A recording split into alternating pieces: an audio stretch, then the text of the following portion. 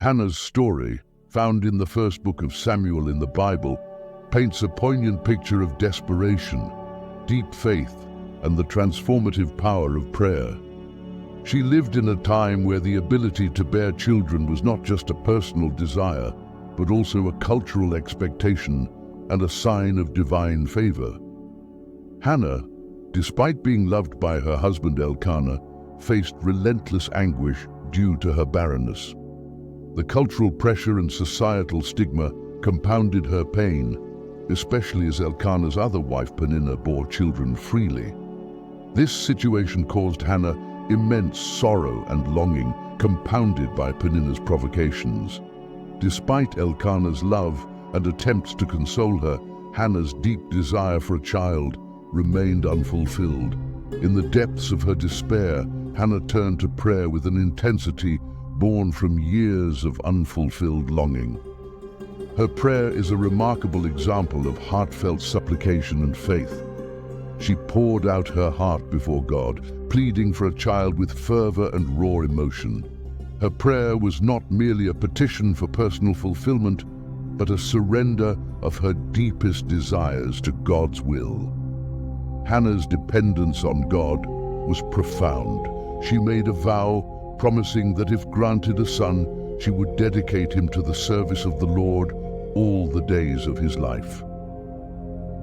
In her deep anguish, Hannah prayed to the Lord, weeping bitterly, and she made a vow, saying, "Lord Almighty, if you will only look on your servant's misery and remember me, and not forget your servant but give her a son, then I will give him to the Lord for all the days of his life, and no razor will ever be used on his head."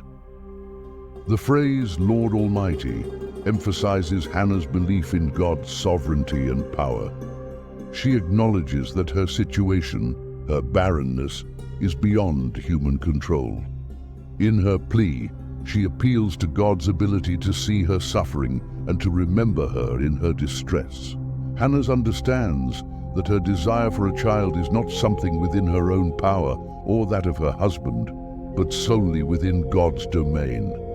This acknowledgement reveals Hannah's humility and absolute dependence on God's grace and intervention. Her prayer is not just a plea for a child, but an affirmation of faith in God's miraculous ability to change her circumstances and fulfill his promises. Eli, the priest, initially mistakes Hannah's intense prayer for drunkenness, highlighting the depth of her emotional supplication. However, upon understanding her plight, Eli blesses her and affirms her faith that God will grant her petition. Hannah's prayer is ultimately answered when she conceives and bears a son, whom she names Samuel, meaning heard by God.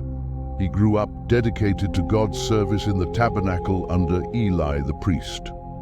Samuel became a renowned prophet, judge, and spiritual leader of Israel. He played a crucial role in anointing Saul and later David as kings, marking a pivotal era in Israel's history. Hannah's story resonates through generations as a profound example of how prayer can transform suffering into hope and trust.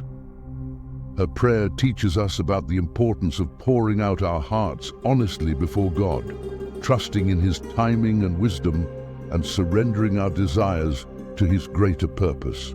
It encourages believers to approach God boldly, knowing that He hears and answers according to His perfect will, even in the midst of our deepest trials and longings.